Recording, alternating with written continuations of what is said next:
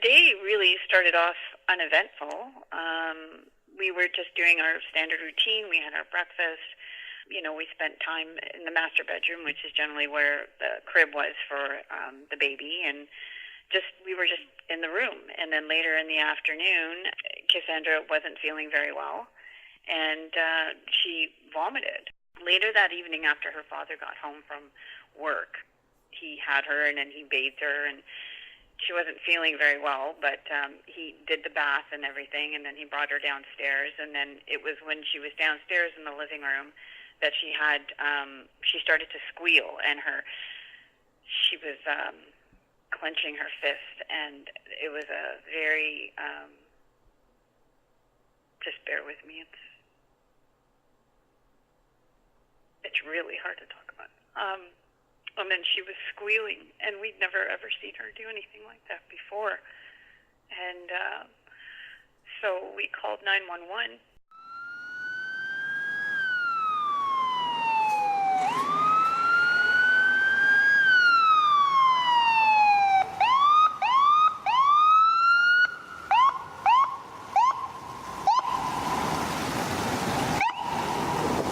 Back in 1990s, 91, which is around the time when my case was happening, Sick Kids Hospital, which is a big hospital here in Toronto, they had a unit, and they were called the SCAN unit, Suspected Child Abuse Network.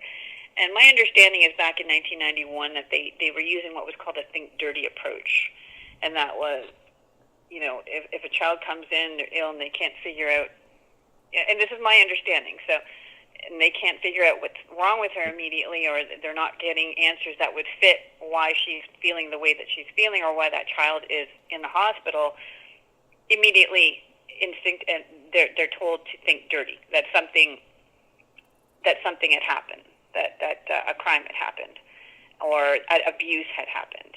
And I'm now learning that I was not the only instance that this happened with. But at the same time, Cassandra was, she still is. Cassandra's my stepdaughter, and it was a very, very difficult custody battle prior to that was going on. And the mother was not liking me at all. Constant phone calls of allegations of, me harming her, me doing something to her. And so I would think that a combination of that and the think dirty approach to the hospital would be why they pretty much targeted me.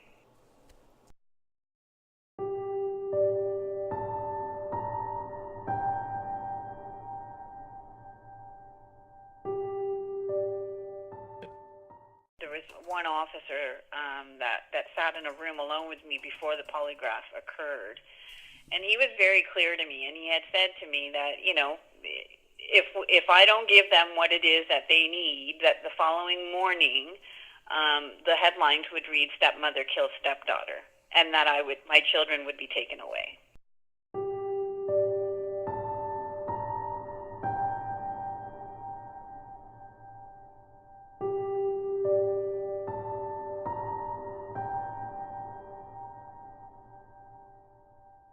People will know that if they injure a child needlessly, they're going to be confronted by it and confronted in the courts of this province.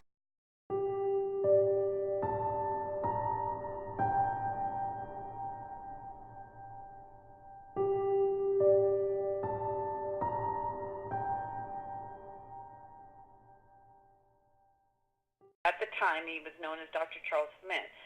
He was a world-respected doctor that seemed unassailable. Nobody seemed to want to challenge this gentleman, and so we couldn't even find experts that were willing to challenge him. When my lawyer went to go and find other experts, they concurred with what Charles Smith said, which now we all know. We just don't understand how that was possible.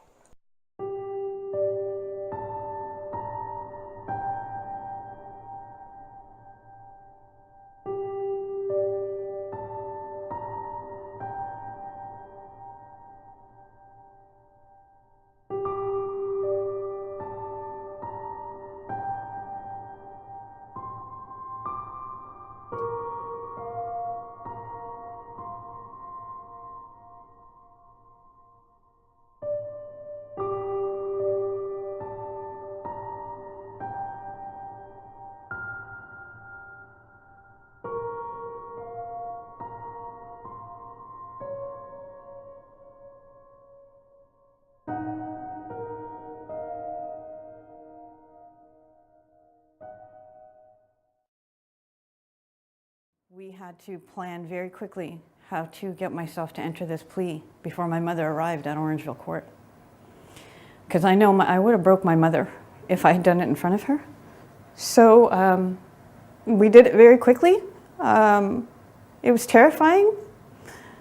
But when you balance out the things that are the most important to you, like your children, your life, truth, and sacrifice, you're going to side with what is right.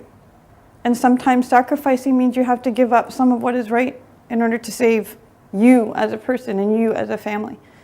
And it was very scary listening to a judge convict me of manslaughter and Cassandra's death.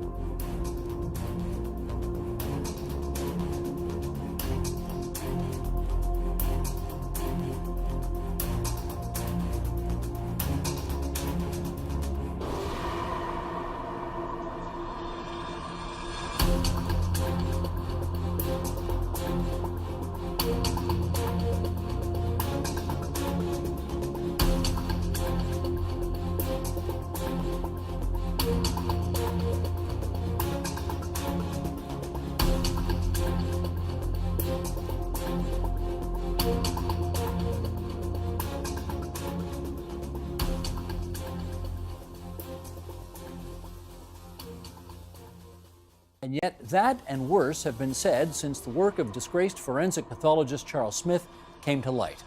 Dr. Charles Smith made mistakes in almost half the cases he investigated. Dr. Charles Smith, the pediatric pathologist at the Hospital for Sick Children, conducted Cassandra's autopsy. Dr. Charles Smith, or the former Dr. Charles Smith.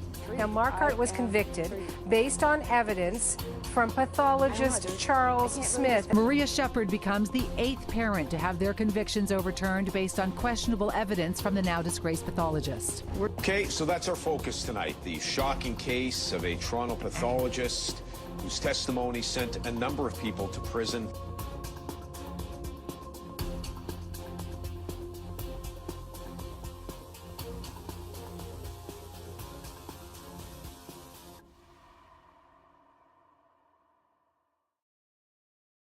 Now some shocking revelations expected this afternoon following a lengthy review of autopsies involving Ontario children dating back 15 years. Let's go to Queen's Park now, where CTV's Paul Bliss has been working on this story. Paul? Tim, all of the autopsies involve a man named Dr. Charles Smith, and reports say he made mistakes on at least 20 autopsies involving children, and in some cases it led to people being charged and even sent to jail.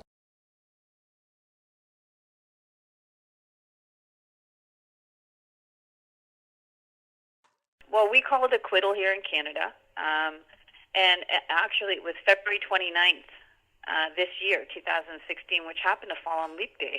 Maria Shepherd embraced her family, friends, and supporters outside the Ontario Court of Appeal.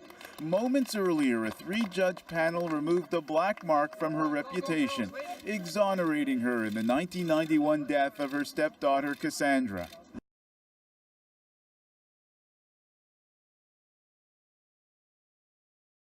When Charles Smith was caught, and I actually got the call, I think it was 16 years after I was, convicted and charged, and I got a phone call, and he was caught, and I never thought he would get caught. I never thought anybody would ever believe me or believe my story. And when I got the news that they finally caught him and that I was not the only victim that he had done this to, I knew right then and there that there's something that I have to do to make sure that other people don't ever suffer the same way. After post-acquittal for me, I remember seeing on social media some people still saying, I should have been put in an electric chair. Somebody else said that I should have been raped and dumped in a ditch or something like that. It's just horrible because it doesn't matter what happens. You've been walking as a murderer for 25 years, and to try and just take that away, it's not a simple task by any means.